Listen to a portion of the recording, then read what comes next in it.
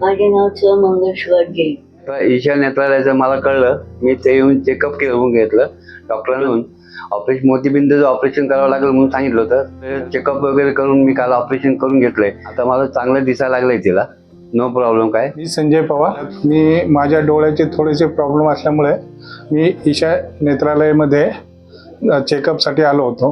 त्यात मी वैभव सरांशी कॉन्टॅक्ट केलं. कसे त्यांनी चेक केलं, रे माझ्या डोळ्यात मोतीबिंदू, डाव्या डोळ्यात थोडासा मोतीबिंदूचा हे होतं, त्रास होता. म्हणून सर म्हणले की त्याचं ऑपरेशन करावं लागेल.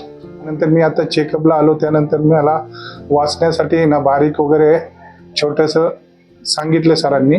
तर सर म्हणले तुमचं ओके झालं आहे ऑपरेशन.